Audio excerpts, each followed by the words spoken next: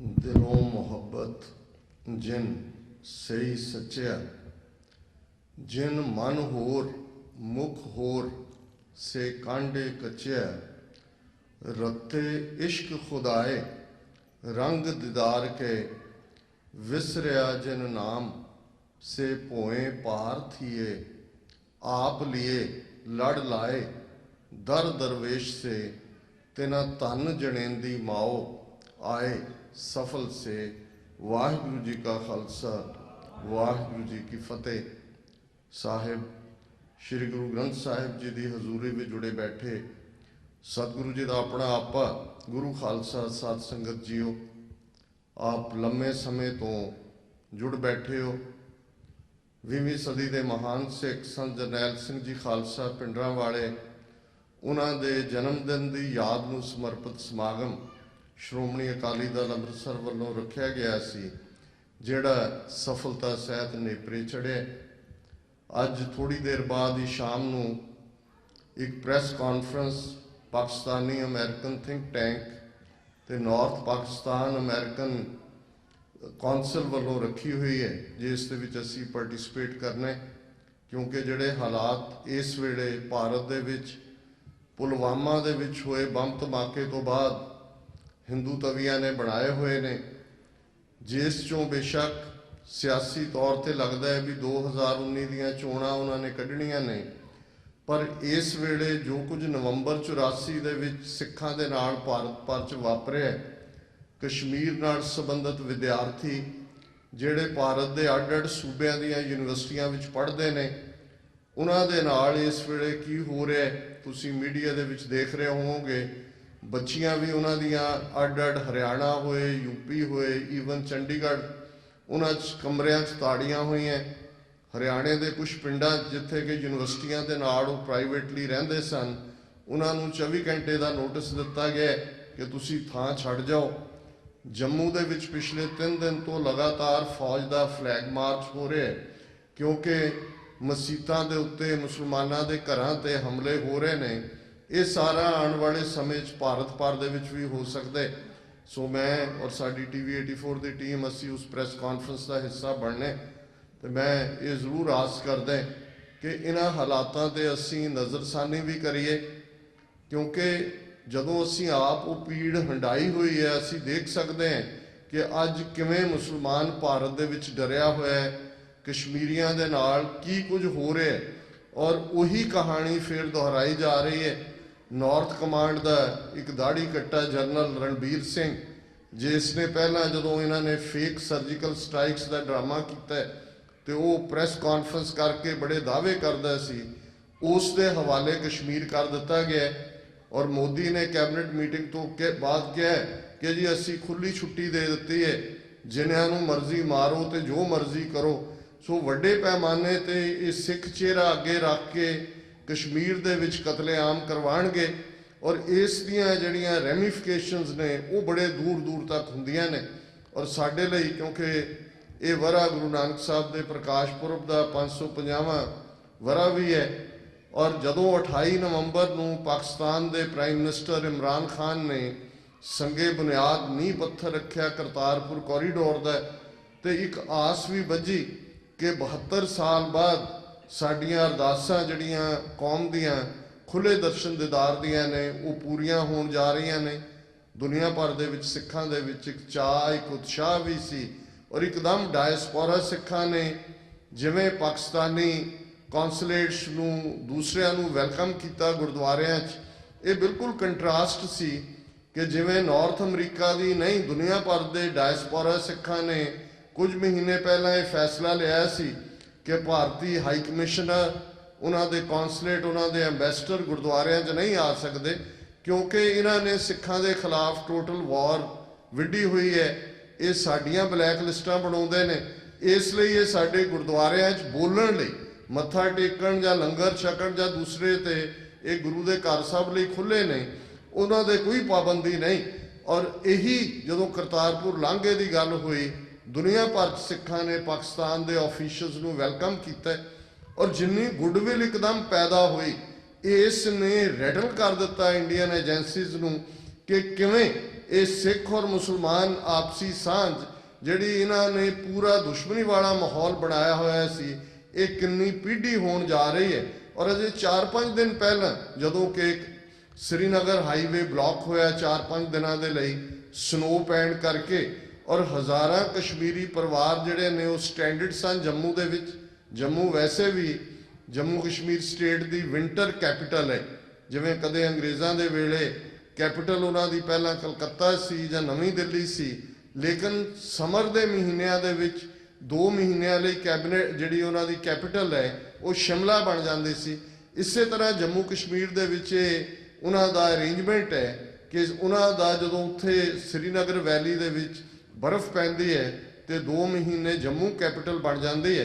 हज़ारां उन्हां दे मुसाफिर फसे हुए सन, और साइंस कॉलेज जम्मू के हिंदू विद्यार्थियों ने उन्हां दे उत्ते एक औकाफ बोर्ड है जिस बिल्डिंग चो सन, उन्हां दे उत्ते हमला किया, पत्थर मारे, और लोकल जम्मू के सिख ना सिर्फ उन्हां दे रेस्क्यू ते आए, जम्मू के 5 वड्डे गुरुद्वारे जिन्हां च डगियाना, नानकपुरा, सिंबल कैंप, सतवारी, ये थावां ने इन्हां तो लंगर बन के आना शुरू होया, गुरुद्वारियां दे दरवाजे खोल दिते, और दुनिया भर च होया कि भाई ये सिख कौम किवें बिना किसी की पछाण कीते जो कोई मुसीबत छुंदा है उन्हां दे रेस्क्यू ते आंदे ने।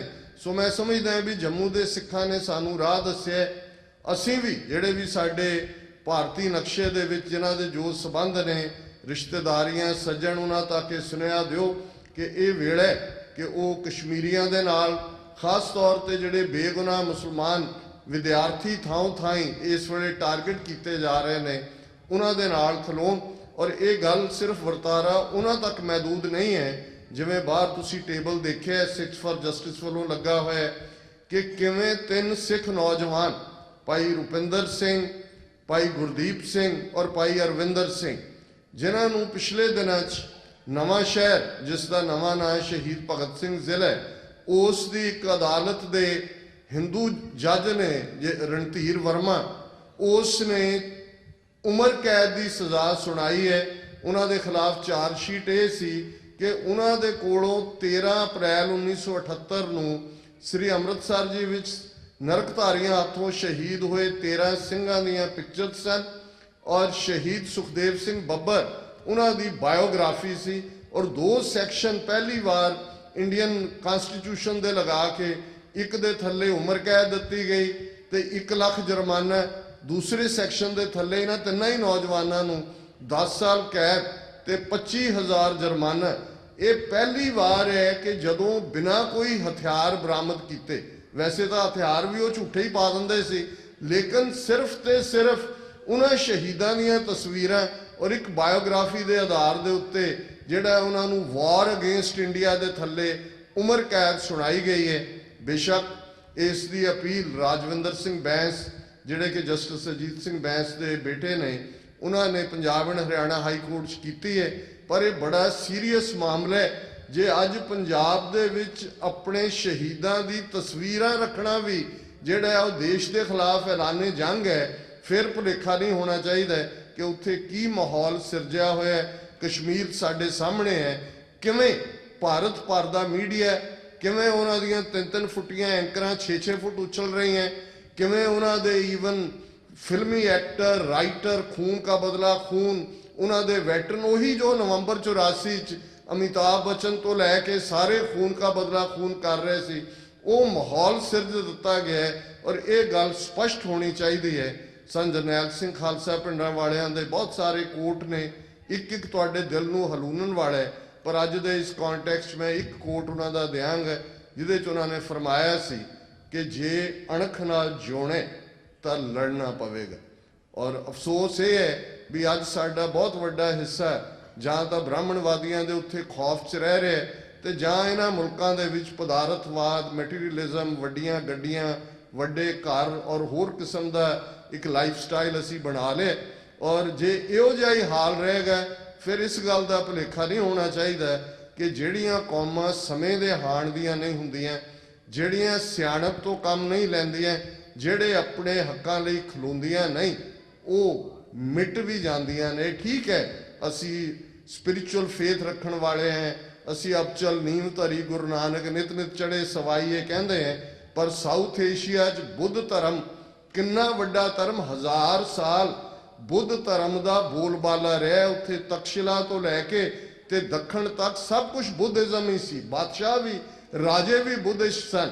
ਪਰ ਜਦੋਂ ਇੱਕ ਵਾਰ ਉਹ ਤਿਲਕੇ ਤੇ ਅੱਜ ਹਾਲ ਦੇਖ ਲਓ ਕਿ ਉਹਨਾਂ ਦਾ ਕੀ ਹੈ। ਅੱਜ ਬੁੱਧ ਧਰਮ ਭਾਰਤ ਦੇ ਨਕਸ਼ੇ 'ਚੋਂ ਗਾਇਬ ਕਰ ਦਿੱਤਾ ਗਿਆ ਹੈ। ਜਿਹਨੂੰ ਅਲਾਮਾ ਇਕਬਾਲ ਨੇ ਕਿਹਾ ਸੀ ਕਿ ਬ੍ਰਹਮਨ ਸਰਸ਼ਾਰ ਹੈ ਅਬ ਤੱਕ, ਮੈਂ ਪਿੰਦਾਰ में ਸ਼ਮਾਏ ਗੌਤਮ ਜਲ ਰਹੀ ਹੈ ਮਹਿਫਲੇ ਅਗਿਆਰ में। ਕਿ ਅੱਜ ਵੀ ਇਸ ਧਰਤੀ ਤੇ ਉਹ ਬ੍ਰਾਹਮਣ ਹੰਕਾਰ ਦੀ ਸ਼ਰਾਬ ਪੀ ਕੇ ਮਸਤਿਆ ਹੋਇਆ ਹੈ। ਤੇ ਬੁੱਧ ਦੀ ਗੱਲ ਜਿਹੜੀ ਹੈ ਉਹ ਸਬ ਕੰਟੀਨੈਂਟ ਤੋਂ ਬਾਹਰ ਮਹਿਫਲੇ ਅਗਿਆਰ, ਦੂਰ ਦੁਰਾਡੇ ਦੀਆਂ ਮਹਿਫਲਾਂ 'ਚ, ਉਹ ਜਾਪਾਨ ਹੋਏ, ਥਾਈਲੈਂਡ ਹੋਏ, ਚੀਨ ਹੋਏ, ਦੂਸਰੇ ਮੁਲਕ ਹੋਣ, ਪਰ ਉੱਥੋਂ ਆਵਾਜ਼ ਮਿਟਾ ਦਿੱਤੀ ਗਈ ਹੈ।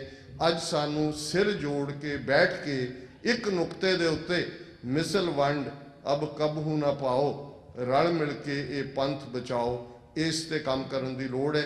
ਮਾਫੀ ਚਾਹੁੰਦਾ ਕਿ ਮੈਂ ਜਿਹੜਾ ਬਹੁਤਾ ਵਕਤ ਹੁਣ ਮੈਂ ਦੀਵਾਨ ਦੇ ਵਿੱਚ ਨਹੀਂ ਬੈਠ ਸਕਾਂਗਾ। 3-4 ਘੰਟੇ ਇੰਜੋਏ ਵੀ ਕੀਤੇ। ਇੰਜੋਏ ਇਸ ਲਈ ਕਿ ਜਦੋਂ ਲੱਗਦਾ ਕਿ ਤੁਹਾਡੀ ਕੌਮ ਦੀ ਗੱਲ, ਔਰ ਅੱਜ ਜਿਵੇਂ ਕੀਰਤਨੀ ਸਿੰਘਾਂ ਨੇ ਵੀ, ਕਥਾਵਾਚਕਾਂ ਨੇ ਵੀ, ਔਰ ਸਾਰਿਆਂ ਨੇ ਇਸ ਨੁਕਤੇ ਤੇ ਫੋਕਸ ਕੀਤੇ। ਮੈਂ ਸਮਝਦਾ ਸਾਡੇ ਰੋਜ਼ਾਨਾ ਦੀਵਾਨਾਂ ਦਾ ਇਹ ਹਿੱਸਾ ਹੋਣਾ ਚਾਹੀਦਾ ਹੈ ਕਿ ਜੇ ਸਾਡੀ ਧਾਰਮਿਕ ਸ਼੍ਰੇਣੀ ਇਸ ਗੱਲ ਦੇ ਉੱਤੇ ਫੋਕਸ ਕਰੇ। ਸੰਤ ਜਰਨੈਲ ਸਿੰਘ ਖਾਲਸਾ ਪਿੰਡਰਾਂ ਵਾਲੇ ਮੁੱਢਲੇ ਤੌਰ ਤੇ ਫਕੀਰ ਸਨ, ਸੰਤ ਸਨ, ਪਰ ਇਹ ਉਹਨਾਂ ਨੇ ਮੈਸੇਜ ਦਿੱਤਾ ਹੈ ਕਿ ਭਾਈ ਜਿਹੜਾ ਸਿਮਰਨ ਹੈ, ਜਿਹੜੀ ਰੱਬ ਦੀ ਯਾਦ ਹੈ, ਜਦੋਂ ਤੁਸੀਂ ਚੈਲੰਜ ਕਰਦੇ ਹੋ, ਜਦੋਂ ਤੁਸੀਂ ਸ਼ਹੀਦੀ ਲਈ ਆਪਣੇ ਆਪ ਨੂੰ ਤਿਆਰ ਕਰਦੇ ਹੋ, ਉਦੋਂ ਹੀ ਇਹ ਸੰਤ ਤੇ ਸਿਪਾਹੀ ਦਾ ਜਿਹੜਾ ਕਨਸੈਪਟ ਹੈ ਇਹ ਮੁਕੰਮਲ ਹੁੰਦਾ ਹੈ। ਉਹਨਾਂ ਦੀ ਜ਼ਿੰਦਗੀ ਇੱਕ ਰੋਲ ਮਾਡਲ ਹੈ ਔਰ ਉਹਨਾਂ ਨੇ ਸਾਬਤ ਕਰ ਦਿੱਤਾ ਸੀ ਕਿ ਇੰਡੀਅਨ ਸਿਸਟਮ ਕੋਈ ਇਨਵਿੰਸੀਬਲ ਨਹੀਂ ਹੈ, ਇਹ ਅਨਕੰਕਰੇਬਲ ਨਹੀਂ ਹੈ। ਔਰ ਕਿਵੇਂ ਕੁਛ ਦਰਜਨ ਸਿੰਘਾਂ ਨੇ ਭਾਰਤ ਦੀ 2 ਲੱਖ ਫੌਜ, ਟੈਂਕਾਂ, ਤੋਪਾਂ ਦਾ ਮੁਕਾਬਲਾ ਕਰਦੇ 72 ਘੰਟੇ ਉਹਨਾਂ ਨੂੰ to the last breath and bullet ਉਹ ਜੂਝੇ। ਜੇ ਅੱਜ ਉਹਨਾਂ ਸਾਡੀਆਂ ਅੱਖਾਂ ਸਾਹਮਣੇ ਉਹ ਹੋਏ ਨੇ, ਸਾਡੀ ਜਨਰੇਸ਼ਨ ਨੇ ਦੇਖਿਆ, ਤੇ ਜੇ ਸਭ ਨੂੰ ਦੇਖ ਕੇ ਵੀ ਅਸੀਂ ਇਹਨੂੰ ਇੱਕ ਬੀਤੇ ਦਾ ਇਤਿਹਾਸ ਬਣਾ ਕੇ ਇੱਕ ਰਿਚੁਅਲ ਹੀ ਬਣਾ ਕੇ ਰੱਖ ਦੇਣਾ, ਤੇ ਫਿਰ ਇਸ ਚੋਂ ਕੌਮਾਂ ਦੀ ਆਜ਼ਾਦੀ ਨਹੀਂ ਨਿਕਲਦੀ। ਸਾਨੂੰ ਲੜਨਾ ਪਏਗਾ ਹਰ ਸੰਭਵ ਹਥਿਆਰ ਦੇ ਨਾਲ। ਉਹ ਪੀਸਫੁਲੀ ਵੀ, ਉਹ ਜਿਹੜੇ ਯੋਧੇ ਉੱਥੇ ਜੂਝਦੇ ਰਹੇ ਨੇ, ਅੱਜ ਵੀ ਜੂਝ ਰਹੇ ਨੇ, ਕੱਲ ਨੂੰ ਵੀ ਜੂਝਣਗੇ। ਉਹਨਾਂ ਤੋਂ ਅਸੀਂ ਡਿਸਟੈਂਸ ਨਹੀਂ ਕਰਨਾ ਇਹ ਕਹਿ ਕੇ ਨਹੀਂ ਜੀ ਅਸੀਂ ਸ਼ਾਂਤਮਈ, ਕਿਉਂਕਿ ਇਹ ਮੈਂਡੇਟ ਹੈ ਯੂਨਾਈਟਿਡ ਨੇਸ਼ਨਸ ਦਾ। ਉਹਨਾਂ ਦੇ ਪ੍ਰੀਐਂਬਲ 'ਚ ਲਿਖਿਆ ਹੋਇਆ ਹੈ ਕਿ if A man is not to be compelled as a last resort to rebellion, his human rights must be protected by the rule of the law। ਕਿ ਜੇ ਮਨੁੱਖ ਨੂੰ ਬਗਾਵਤ ਦੇ ਅਖੀਰਲੇ ਰਸਤੇ ਤੇ ਜਾਣ ਤੋਂ ਰੋਕਣਾ ਤੇ ਫਿਰ ਹਰ ਹਾਲਤ ਵਿੱਚ ਉਸ ਦੇ ਮਨੁੱਖੀ ਹੱਕਾਂ ਦੀ ਰੱਖਿਆ ਹੋਣੀ ਚਾਹੀਦੀ ਹੈ। ਇਹੀ ਫਰਮਾਨ 10ਵੇਂ ਪਾਤਸ਼ਾਹ ਦਾ ਹੈ, ਚੁੰਕਾਰਜ਼ ਹਮਾ ਹੀਲਤੇ ਦਰਗੁਜ਼ਸ ਹਲਾਲਸ ਬੁਰਦਨ ਬਾ ਸ਼ਮਸ਼ੀਰ ਦਸ। ਸੋ ਇਹਨਾਂ 3 ਸਿੱਖ ਨੌਜਵਾਨਾਂ ਦੀ ਰਿਹਾਈ ਦੇ ਲਈ, ਕੇਸ ਖਤਮ ਕਰਵਾਉਣ ਦੇ ਲਈ ਜਿਹੜਾ ਪੈਟੀਸ਼ਨ ਕੈਂਪੇਨ ਹੈ ਯੂਨਾਈਟਿਡ ਨੇਸ਼ਨਸ ਨੂੰ ਔਰ ਬਾਕੀ ਇੰਟਰਨੈਸ਼ਨਲ ਜਿਹੜੀਆਂ ਨੇ ਏਜੰਸੀਜ਼, ਉਸ ਦੇ ਵਿੱਚ ਵੀ ਪਾਰਟਿਸਿਪੇਟ ਕਰੋ। ਕਿਸੇ ਵੀ ਭੁੱਲ ਚੁੱਕ ਲਈ ਮਾਫੀ। ਵਾਹਿਗੁਰੂ ਜੀ ਕਾ ਖਾਲਸਾ, ਵਾਹਿਗੁਰੂ ਜੀ ਕੀ ਫਤਿਹ।